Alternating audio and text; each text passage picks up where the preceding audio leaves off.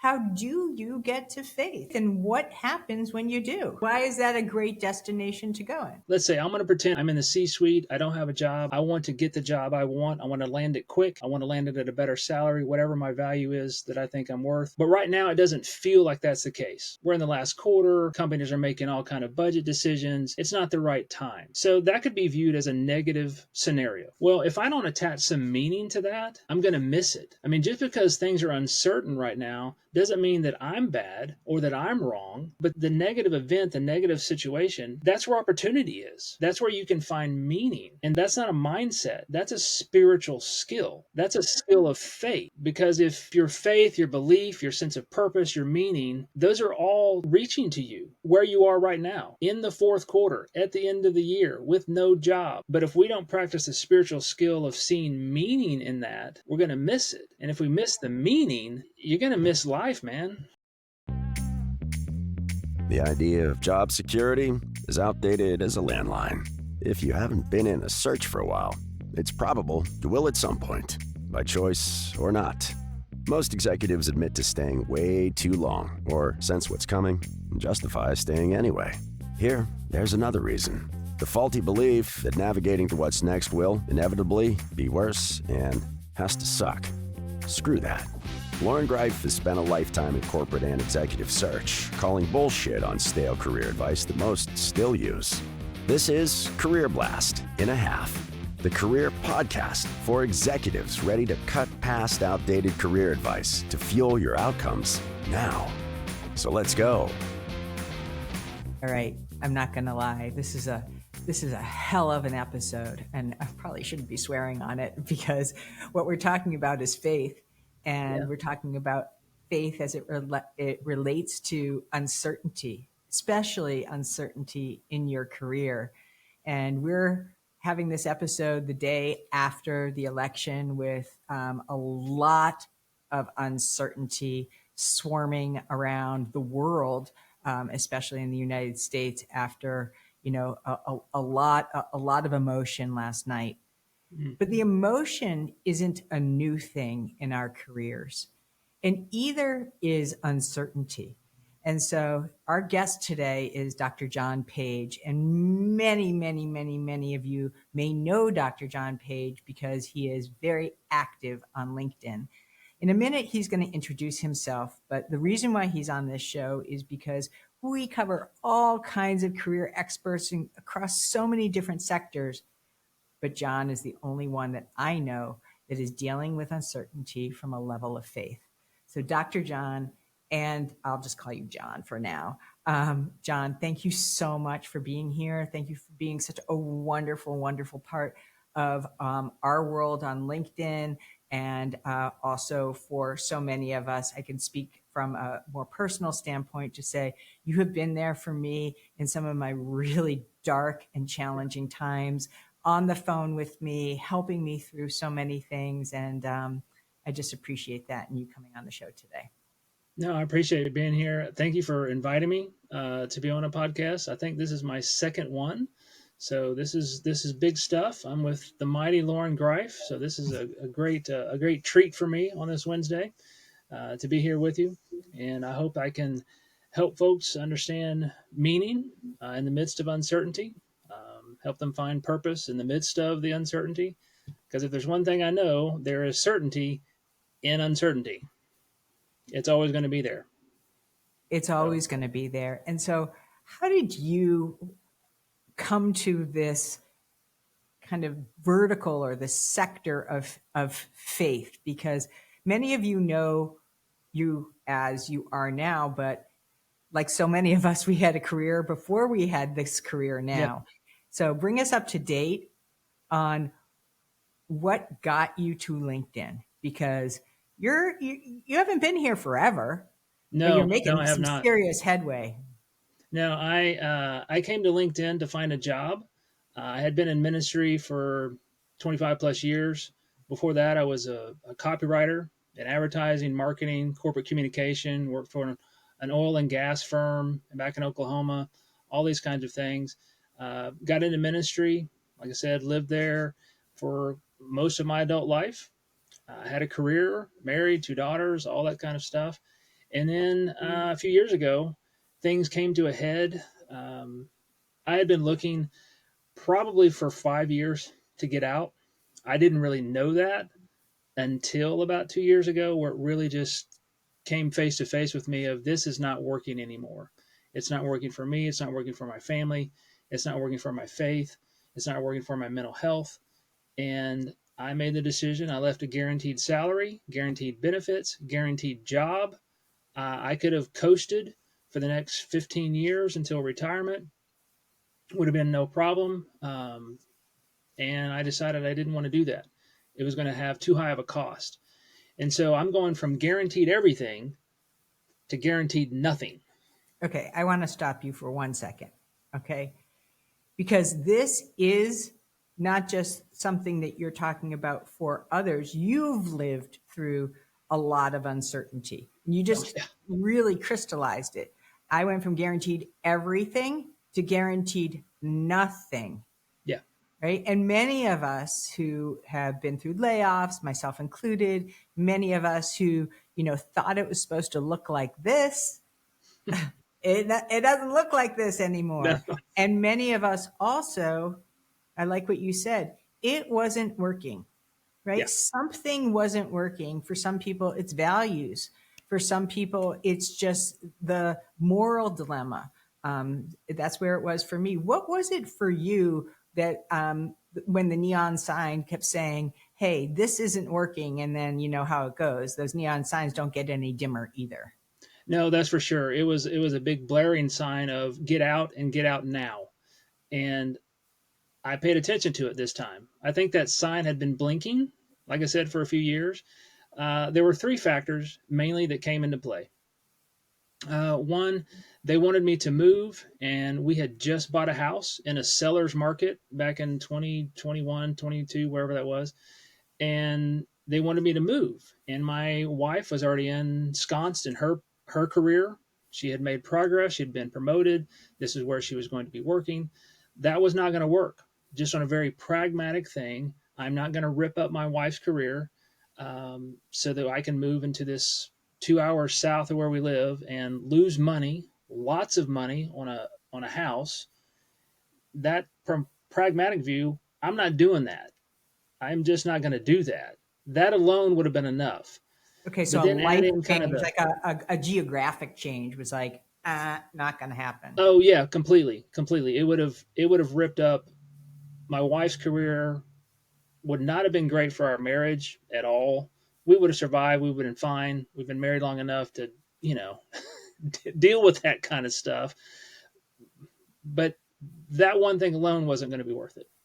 Add into the fact that for several years, I had been noticing a lot of I'm going to use a real big term. I hope people don't freak out about it, but it was idolatry. They had lost their center on what mattered in our faith system, and that was one thing. And then the other thing was a really, really pathetic, ironic lack of love.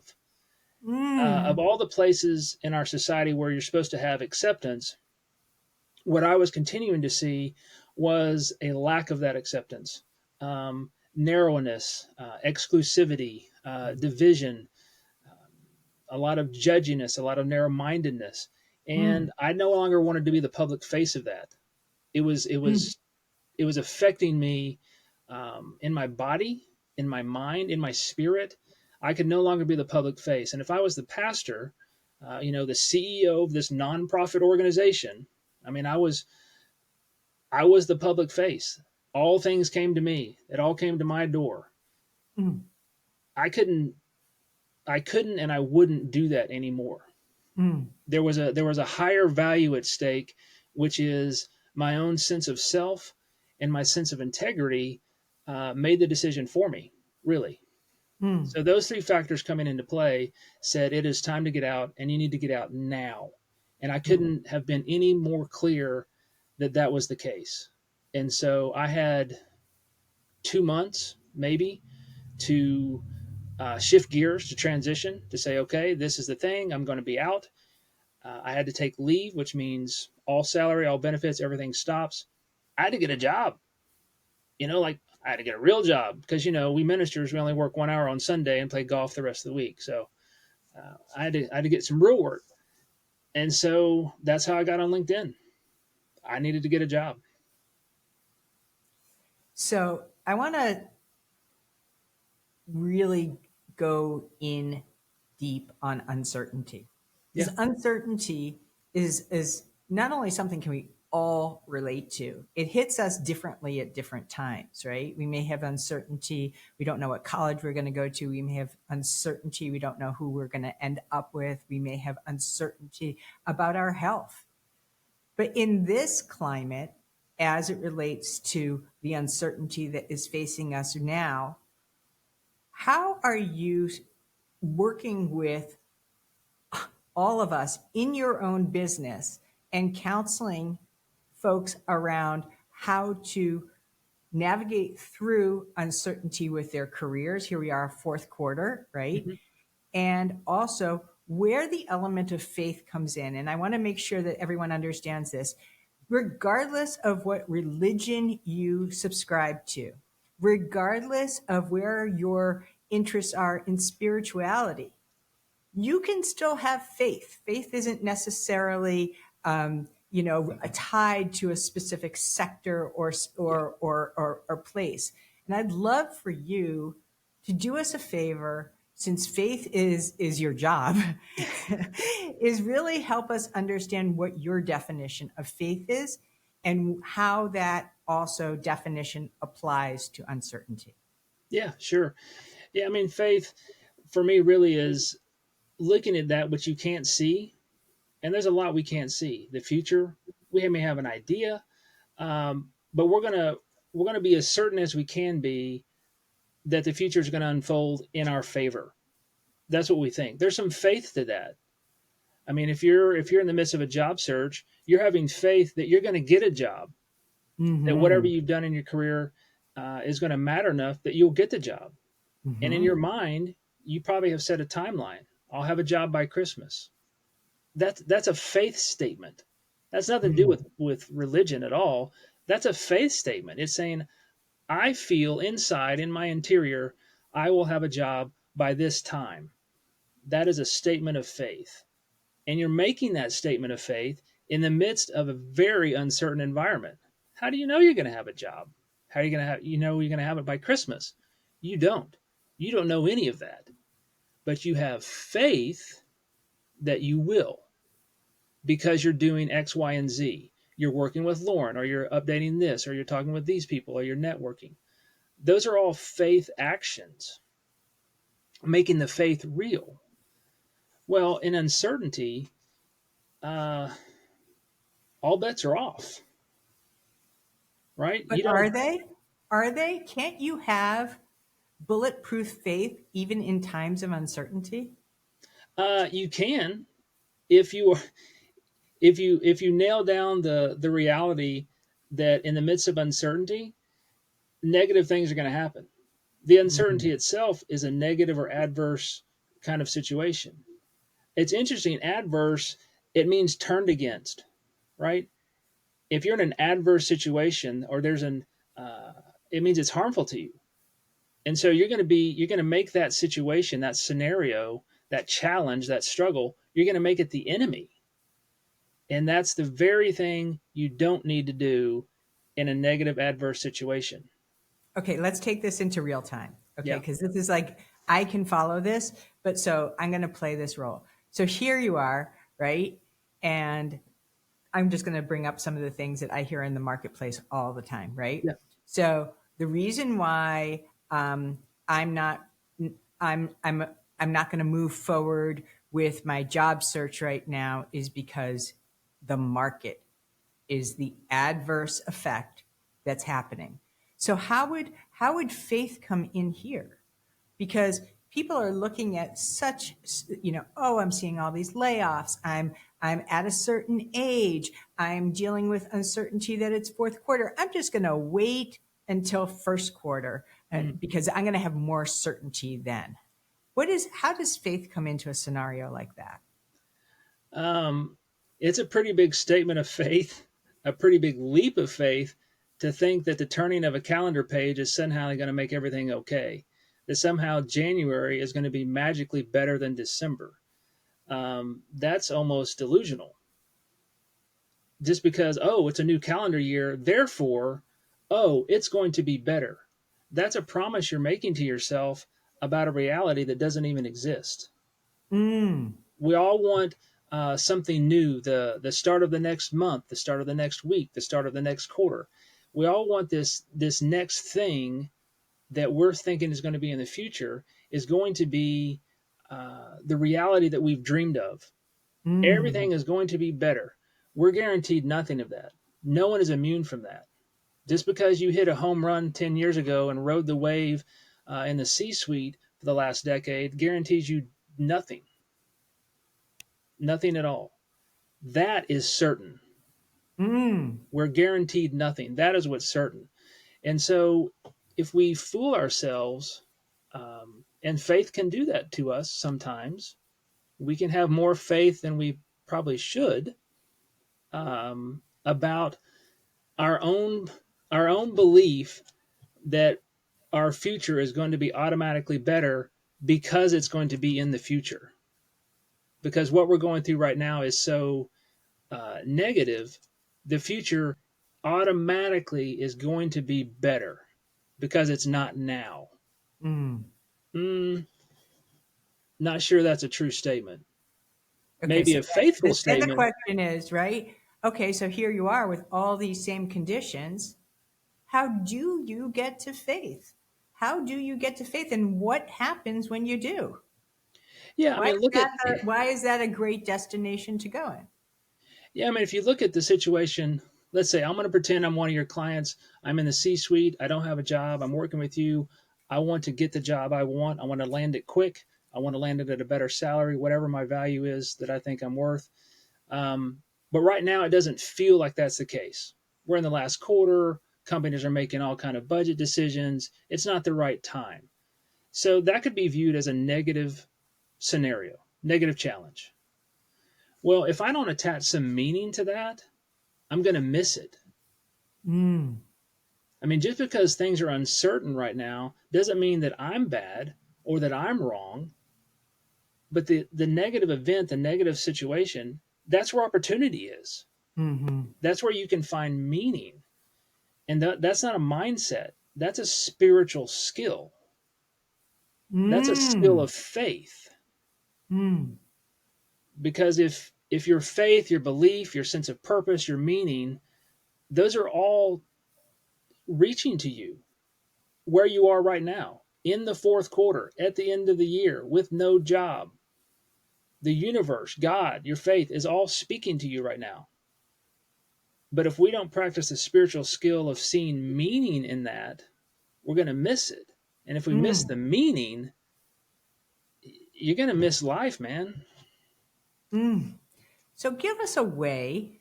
I'm going to ask you for either a framework or three tips that could help us improve our spiritual strength to build the muscle around faith. Because I think that what happens is when it gets scary, we just want to drop it, right? I mean, I'm just going to say this for myself. I wanted to climb back into my bed this morning and just not face the reality Yeah. because it's uncertain and I'm afraid and I want to take my toys and I want to go home. Yeah. No. And that's a very natural and a very real thing. And for a little bit, a small bit, that's fine. Go ahead and do that for a bit. And then you've got to not do that anymore, right? Because we have reality. We have the life we have in front of us. So, some tips on that. I would go back again, remind yourself, and if you don't know this, this would be the exercise to discover what is your highest value Mm. in your life. It doesn't have to be a moral value necessarily. I'll give you an example. Let's say the highest value in my life is family. Family over everything. Family is everything. Well, if that's my highest value, that's going to affect where I look for a job, how I look for a job, what job I'm willing to take or not take. what salary I'm willing to earn or not earn, where I'm willing to move or not move. That's my highest value. That's what I'm going to return to again and again and again because it's part of my key identity. Family Right. is everything. Family is all to me. Hmm.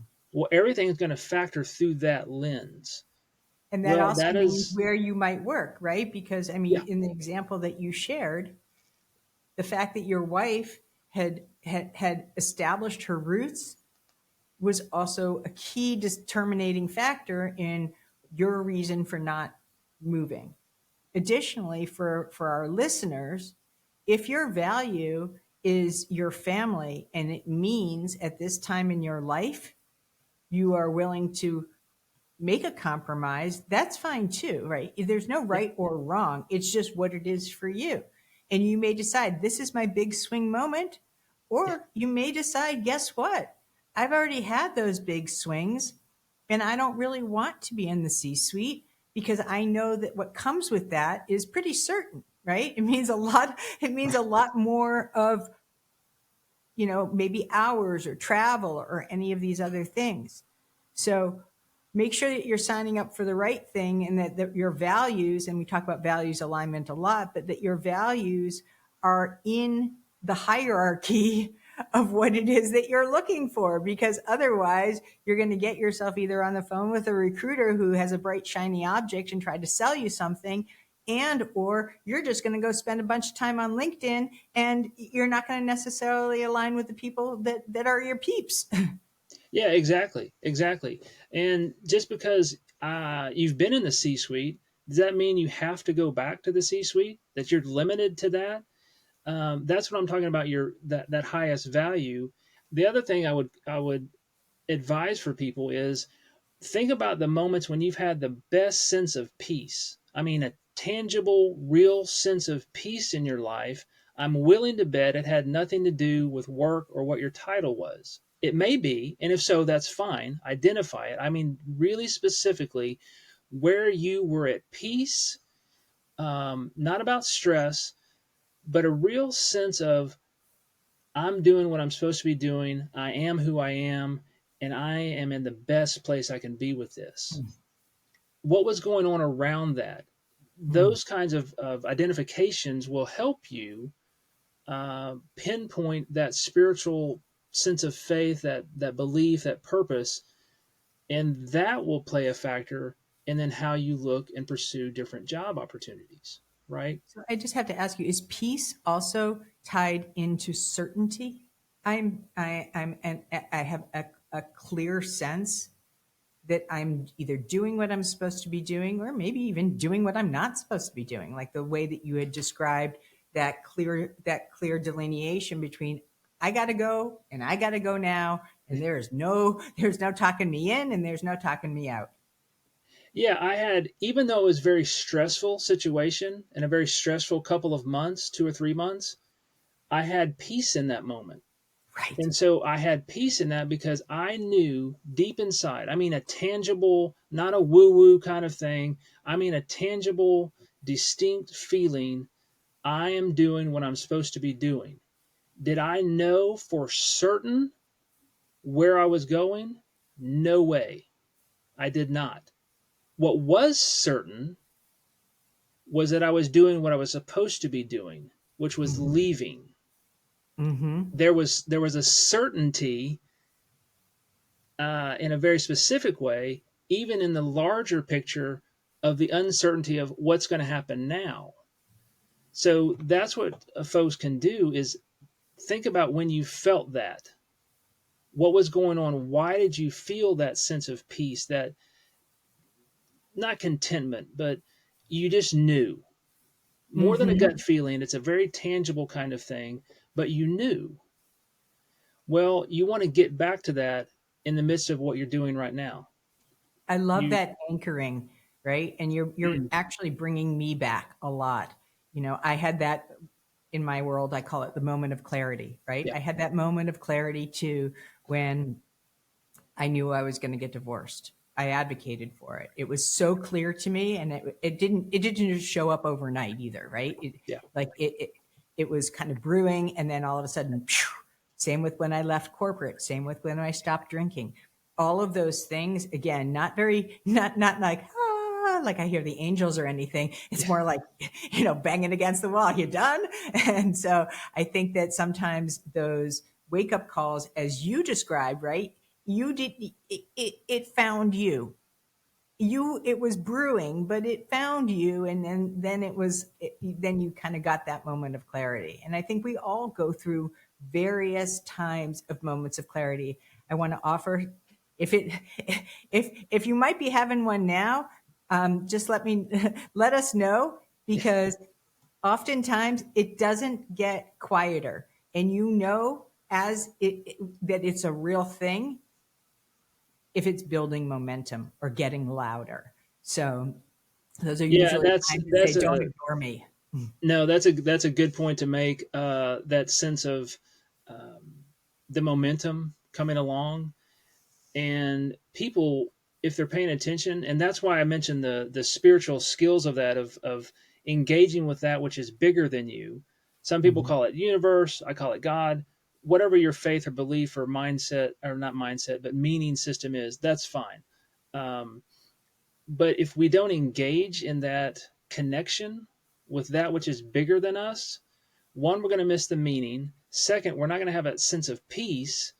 And thirdly, that which is outside of ourselves, which is bigger than us, when we're going through those kinds of events like that, that's how we know, because we're outside of ourselves. If we're in ourselves alone, Mm. we're going to be so wrapped in a vortex of uncertainty and doubt and Mm. self-sabotage and all the other negative stuff that we do because we're human.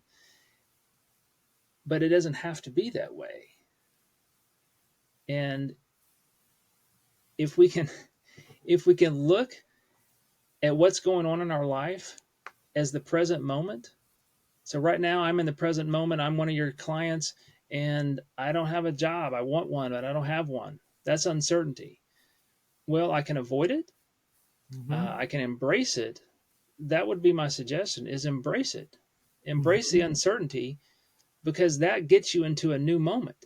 When you Mhm. get into that new moment, that's where opportunity is. Mhm. Yeah. Right. It's so counterintuitive. It Right. is. It makes no sense at all. And people listening to this right now are going, that is such a load of shit. Oh my God. What is he Right. talking about? Well, that right there, that's faith. Right. I mean, if faith is, I'm going to be as certain as I can be about something I can't see or grab, well, that sounds kind of dumb. Yeah. But it is in that moment where you take that step of faith and you voice that faith, that belief that there's going to be meaning in what's going on right now. You've just grown 10 steps beyond somebody who calls it a load of shit. Mm. Because So, that person who calls it that, they're going to miss it. They're going to miss all the opportunity that the negative circumstance has for them. They're going to miss out on the meaning that the universe and God are going to try to tell them and show them and lead them to. They're going to miss all of that because they're stuck in the moment and they can't get out of it. Sorry to quote you too, but it still applies. They're going to be stuck in that moment. Moment after moment after moment after moment is going to be the same. But when we say by faith, I'm going to believe something's going to happen that's going to be good for me. I can't see it. I can't put a name on it. I can't put a date on it. But I'm going to say in faith, things are going to get better for me. Well, that inspires action and all the things that the universe is holding out for you right there, ready for you. All you have to do is say, I'm going to take that moment and not get stuck in this one. That's faith. Oh my gosh, faith. Ooh. Mm. and so I want to bring this in because every hiring decision maker is exercising a level of faith when they agree to meet with you, right? Because they don't know you, they're taking a risk. You can mitigate all the risk you want, but they're still acting in a place of faith, which says, hey, I'm going to see if you are coming to the table with a level of clarity so that I can, on good faith, make a hire for you.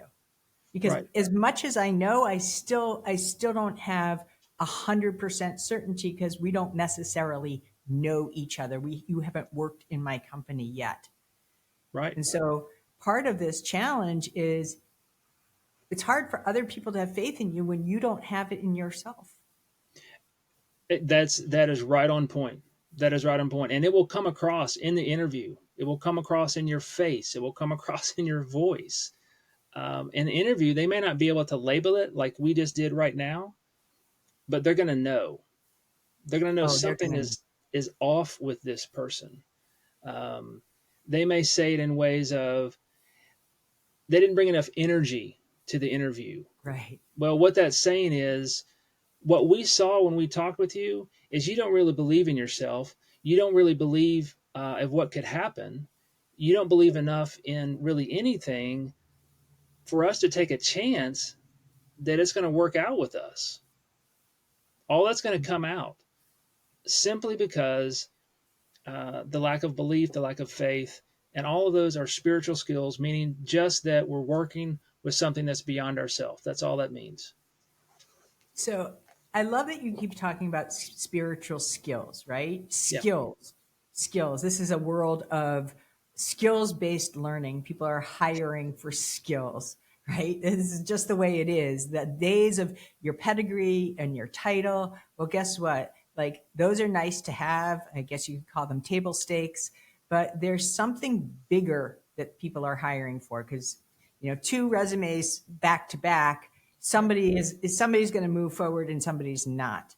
And so what I would love to understand is if I'm listening to this and I want to practice one spiritual skill today and I want to do it so that I can practice it again tomorrow and practice it again the day after and literally treat this the way that some people, crazy people like me, treat workouts where they leave it all on the floor. What is that one skill? Take action. Mm, It doesn't matter what the action is. Take an action. Remaining still, remaining stagnant doesn't do anything.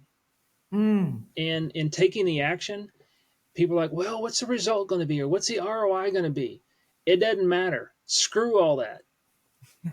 Just take the damn action because it's in the action itself is the result, right? If I take action, again, I put myself into a new moment. Um, I decided to do this podcast. That was taking an action. That puts me into a new moment. Mhm. If my action had been, well, I don't know, maybe I will, I just, the hedging and so forth, just take an action because it moves you along in time to a new moment. It moves you into something new. Well, I tried it and it failed, and I tried to do this and it failed. Who cares?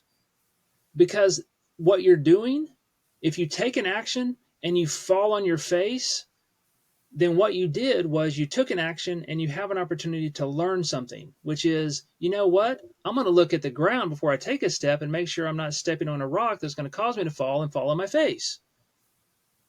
Well, you took an action and then you learned something.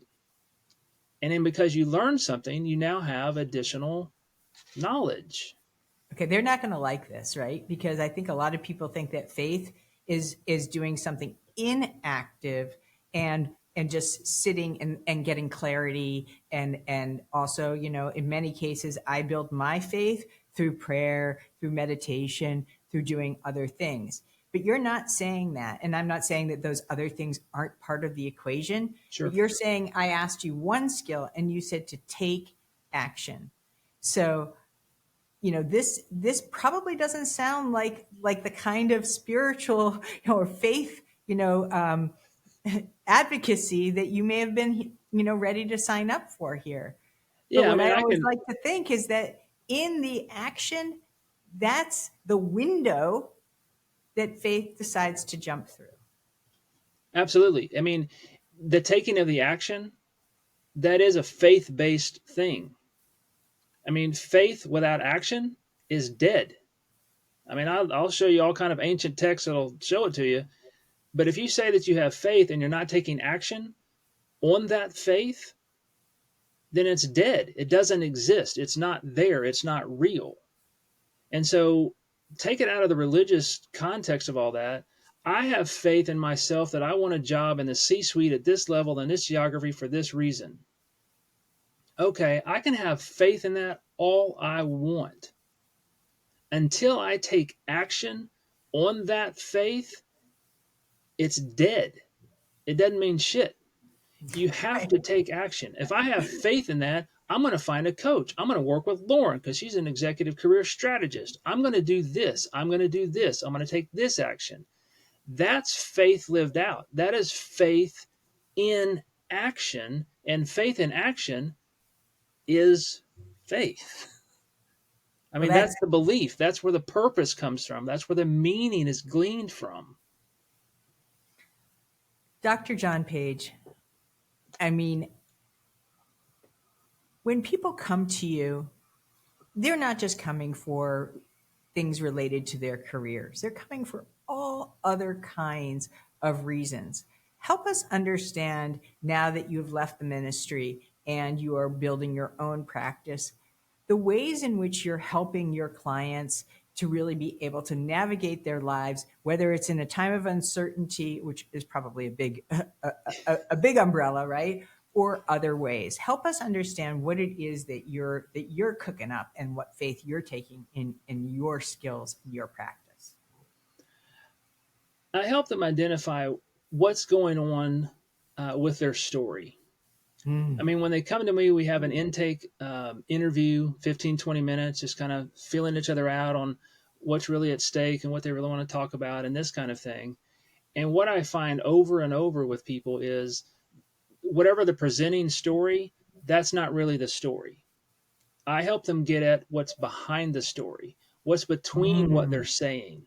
So they Mm-hmm. may come to me with, um, I'm not feeling fulfilled in my career right now. Mm-hmm. And I need some guidance in that on how to find some fulfillment. Well, they may be feeling unfulfilled in their career, but that's not really what the situation is.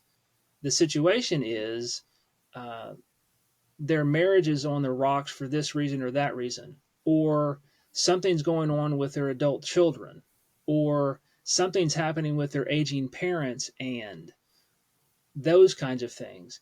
And so, what I try to do is help them. I mean, I hear them and I accept them on the premise for which they're coming, but then I help and guide them and direct them to let's go a little bit deeper than that. Let's go two or three levels beneath what you just said. And how are you really feeling about this? And how does this thing in your life play into that? And by the time of the end of our session together, there's some clarity for them so that they can see, oh, I need to deal with this, not with the surface stuff. I need to go a little deeper. And so I help them with, again, some spiritual skills of how to think about things, how to approach things in their life or people in their life.